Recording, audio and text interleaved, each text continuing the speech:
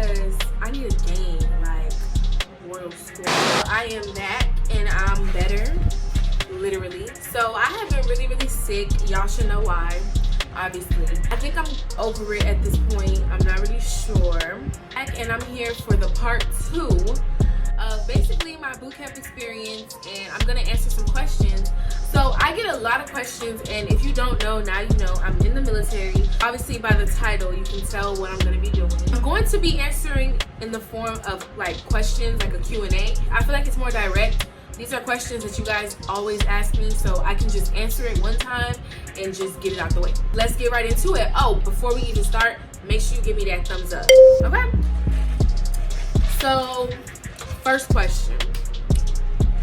Sometimes I do, but I mean, like, I don't really have no regrets. Like, I don't really regret any decision that I made because it has bettered me personally, and it has bettered my life. So of course there's other ways. It's not always all about the money, but like, it's a stable income, it's a stable job. It's not like that bad. I'm pretty sure anybody you talk to about the military or about the Navy, I'm pretty sure they all hate their lives.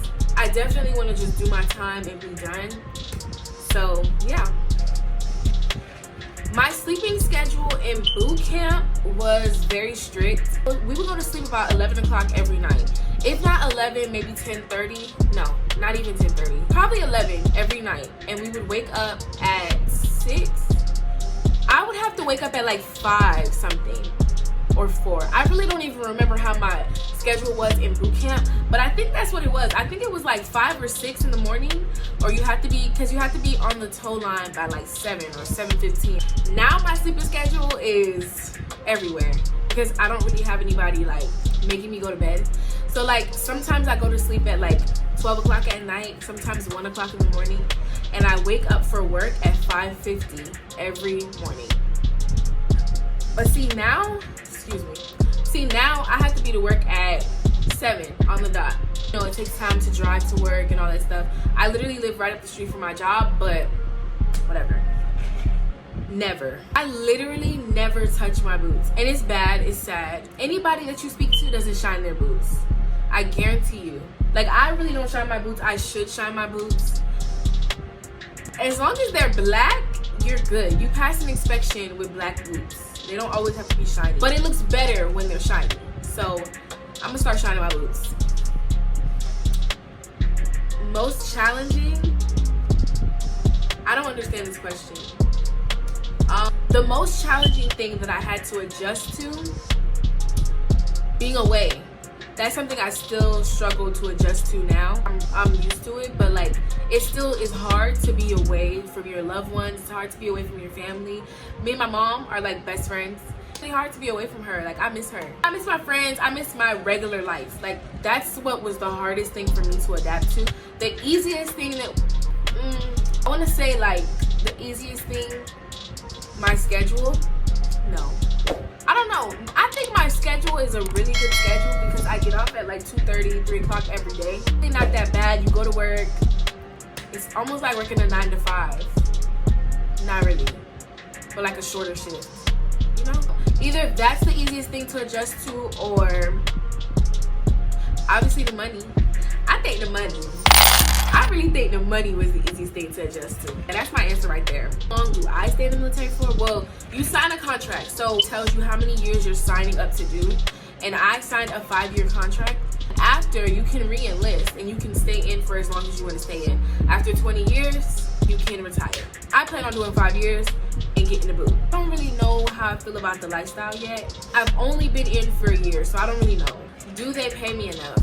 It's yes and no. There's extra room for us to be a little greedy because we're putting a lot on the line, but at the same time, I feel like you earn what you get. And if you were to join, you understand what I'm saying. I can't really keep getting into detail about my pay. I think it's fair. Yeah, it's fair. Leave it at that. It's fair. In basic training, you're learning general things. So you're getting in shape so that you can maintain to stay in the military. They're basically teaching you your standards, what it is to be in the military. And then In A school, you're gonna actually learn your actual rate, your job, which we call a rate, but you're learning your job. So that's the difference between A school and boot camp. Okay, pros and cons of the Navy.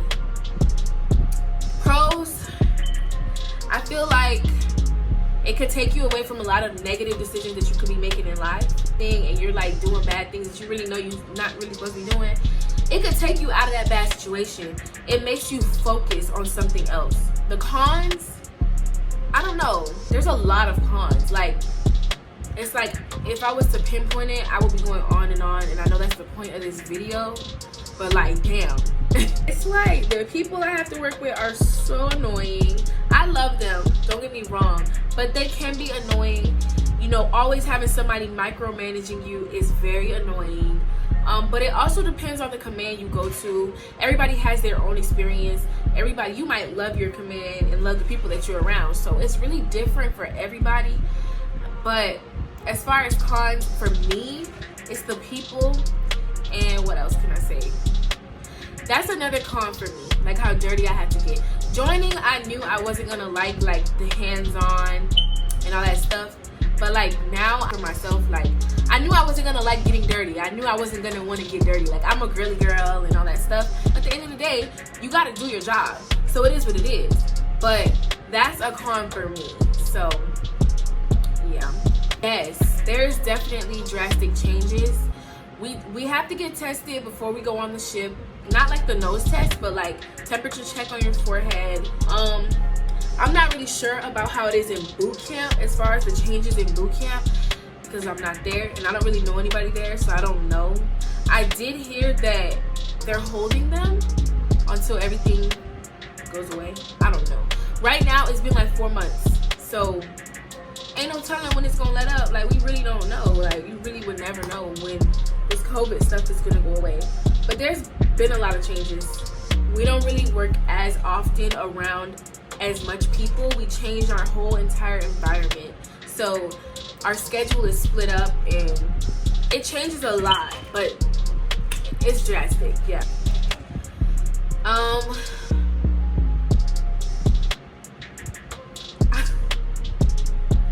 My mouth, like controlling. I have a very short temper and it kind of gets in the way of a lot of things, so I had to learn patience, literally.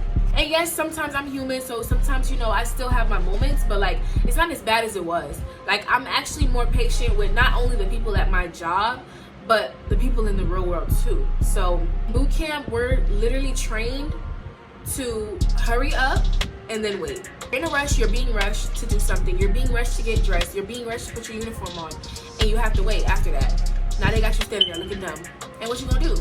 You gotta be patient. You can't do anything. So I learned patience, definitely. I don't live on the ship currently because my ship is being worked on. I work on the ship every day. So being on the ship is definitely different. It's definitely different in this heat. It's hot as hell. It feels like being in a tin can. I don't like that because I don't like the heat. Even though I'm from the heat, it's just hotter than hot. Like, and then you got that heavy uniform on with the boots. It's not the best feeling. When I first got on the ship, I didn't know how to get around. I always had to have somebody with me because it's so big. Like, the ship is big, like bigger than a cruise ship, I feel like. I don't know, like, I'm on a carrier, so it's literally like huge. It's a whole new world. I answered this in the beginning. I don't want to re-enlist, but I do. My head is back and forth. Like I said, I've only been in for a year, so I really don't know yet. It's so much time, you know, like I still have so much time to really make up my mind. So right now though, my mind is set on no. Like, I don't plan on continuing my career in the Navy. Do I like being in the Navy? I answered this in the beginning. I do and I don't. Like, it has its ups and its downs. It has its good days and it has its really bad days. There's some days where it just goes by fast and you forget you're even, you know, really working. Next thing you know, you're home. But yeah, no, I wouldn't, because it's not like it's that hard for me. Like, it's not, I wouldn't really say it's hard. It's something to adjust to, so yeah, that makes it hard, you know, but like, it's not like I work the hardest job in the world and I hate my job, and you know, I haven't been on any underways, I haven't been on a deployment or anything, so I haven't really seen the real Navy. But as of right now, in my position that I'm in, I don't think my job is that hard to the point where I'm like, hell no, I need to get out right now and go find a new job, or that I would go back in time and do something else. Because I always grinded. Like before the military, I always was grinding. I always had my own cheese. I always stayed on the money. But it was more like, whether you work hard or not, you're gonna maintain a steady check. So would I go back in time and not, like, with the knowledge I have now, and pick something else? No. Okay, so in boot camp, I went the first month. So you do 2 months in boot camp. I'm pretty sure y'all know that. First month I had little twists. I had Marley twists or kinky twists. I had kinky twists in my hair. So my hair was literally kinky twist for the first month. And then every Sunday, you have the Sunday to yourself. So you can wash your hair, you can make your bunk. Like, you have the Sunday to yourself. You have Sunday routine from, we call it holiday routine, from the early morning to like noon. So I took one of my Sundays to take out my hair after the first month, and then I just gelled my natural hair back in a bun, you know, in regs for the remainder of the month. A lot of people ask me this. So yes, you can go to boot camp with plaits. It just has to be a natural color. Yes, you can go to boot camp with braids, but your braids are eventually gonna get old, and if you don't care, you don't have to care. You can keep your braids in for them 2 months, which I don't think braids would last you 2 months. You're gonna eventually have to take them out. If you know that you can take your Sunday to re-braid your hair if you wanted to. You know, it's just like time management. That's it. That's another thing we learned. Time management. So help. You can have somebody help you.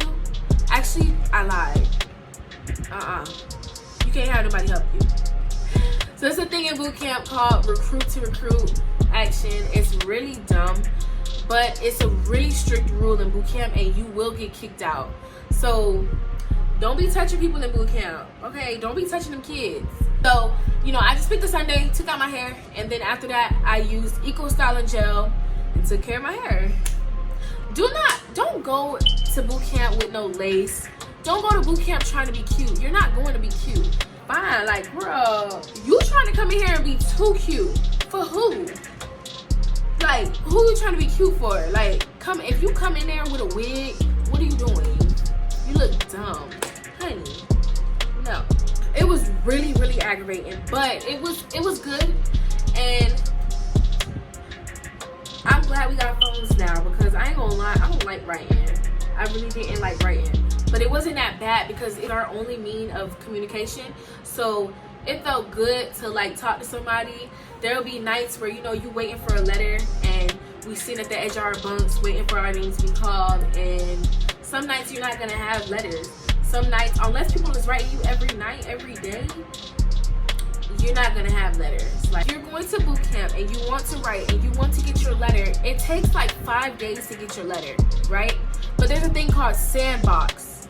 If you get sandbox, the person writing you, it's electronically, so you can type on your phone, or you can, because you can't, because you're gonna be in boot camp, right? You're in your bunk and you're writing a letter and you ship it off the next day, right? So you ship it off on Tuesday. It's not gonna get to them until the end of the week, right? So say your letter gets to your mom on Friday, or maybe next Monday. Your mom gets the letter, you've been waiting now, it feels like a week, right? Your mom gets your letter on Monday, and then she writes you back. It's gonna take another week for your letter to get back to you. So instead, you could tell your mom in the letter you wrote her, hey, download an app called Sandbox and type up my letter, send me a picture, and it'll come in 2 days. It literally expresses in like 2 days. It sends out and then you get it on the second day. So it's like a quicker way of just staying in touch.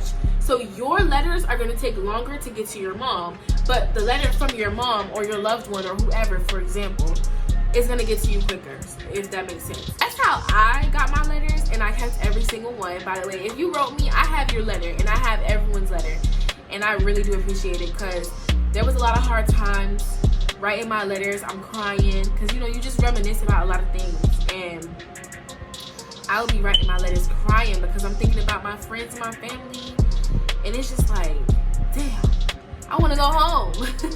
I did. I've always been a really good swimmer for some reason. Like, my cousin taught me how to swim when I was really, really young, me and all the rest of my cousins, and ever since then, I swam like a fish. I know how to like survive in a big body of water. But, hey, hold on, pump the brakes. I will say that the swim test, I went in very confident. It is a very high jump. Like, it is a very high jump. And you don't get to jump. They're gonna push you. They push you off the little ledge. The ledge, I think, is 10 feet in the air. They push you off. And once you get in the water, when you come up, they're gonna be screaming at you from every angle. There's literally like 10 people around the pool screaming at you. For what? I don't know. I was panicking. I panicked, and you gotta, after that, you have to swim, like, I don't remember how many, like, I don't remember how far it was, but you had to swim to the end. I thought my arms were gonna fall off my body. Like, you gotta be like, ooh, that thing there ate me up. I ain't gonna lie, that swim ate me up. But I passed, okay? I passed, and that was it. Right? I have a few notes here just to, like, little reminders to let you guys know about. So, in boot camp, you are gonna be standing watch. Standing watch, you're standing at the door, you're watching the door, you're gonna make sure that nobody comes in and attacks you guys while the rest of your team is sleeping, okay? One ship, one fight. You're gonna hear that a lot in boot camp. It's very annoying, but it's your new life, okay? There's a book, and you're gonna learn everything that you need to learn. Everybody that panics about boot camp, stop panicking. Think of it this way. You're not gonna go into anything blind. There's people that are gonna be teaching you things. As long as you have a brain that's gonna absorb the things that you were being taught, you're gonna be fine. A lot of people text me and they're stressing about boot camp. It is a learning experience. Don't get me wrong, like, it's not all peaches and cream, but you're gonna survive it if you put that in your mind. Like, you're gonna be fine. You're not gonna die. I hope you don't die. Hey, you're not supposed to die. Okay? It's gonna be books that you're gonna be studying. You ain't got nothing else to do once you get in there. So you're gonna be studying. Well, I lied. You got a lot of shit to do when you get in there. But you still gonna, yeah, just study and you're gonna be fine. So, as far as chow, we call lunch, dinner, and breakfast chow. You have 15 minutes to eat. Once you get in there, you're gonna get in a long line, right? Your whole division. There may be another division in front of you. Just imagine a Chick-fil-A line. You know how, like, the Chick-fil-A line is, like, always really, really long? Yeah, it's gonna be like that, right? Chick-fil-A line moves fast. This line don't really move that fast. You have 15 minutes to eat. I said that, right? Okay, let me say this to say this. You're gonna stand in that line for about 7 minutes. Maybe 5 minutes. Maybe 5 minutes. Now I have 10 minutes to eat. Once you get out the line, you have to chomp down all that food. You have 15 minutes from the time you get in the chow hall, whatever the hell we call it. You got 15 minutes from then. Oh yeah, and don't talk. You talk, your ass is grass. Literally, that's what they would say. Like, your ass is grass, okay? All them people that want to get a whole bunch of food, you ain't even gonna have time to get a whole bunch of food. The PFA was the worst nightmare for me. I hated it, and I would never do it again. Okay? I passed, and that's all that matters. With a broken foot. So if I could do it, y'all could do it. Okay? People was breaking stuff. You're gonna probably get shin splints, all types of body aches. It's just training. You'll survive it. Food is nasty. The food is so nasty.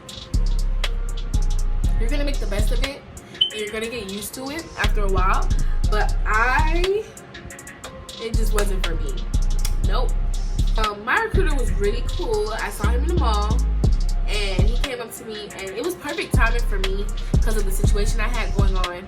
I was trying to do school, and it just wasn't working out because of the whole, like, it was just a lot going on. At first I was iffy about it because I was like, I don't really know, like, enough about it. Like, you know, that's the first thing that goes through your mind. Like, I don't really know enough about it, blah, blah, blah. But no, I ended up just doing it, and now look at me, I'm here. I want y'all to know, I want y'all to know that your recruiter is going to help you with everything. Like, your recruiter is supposed to help you with everything. You should not be lost. Like, your recruiter is supposed to be that person that tells you everything to study before you take the ASVAB. They're going to be taking you down to wherever your MEX is to do your testing, do your physicals, all that stuff. Like, you know, make sure you ain't doing drugs. Make sure y'all ain't doing drugs, okay?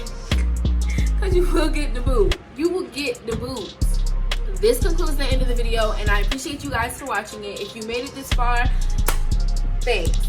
Any more questions, make sure you guys drop them below, and I will gladly drop another video. If you guys want me to do a part 3, just let me know. Don't forget to add my Instagram, Snapchat, Twitter, Facebook, all that good. Comment and subscribe. Bye, guys.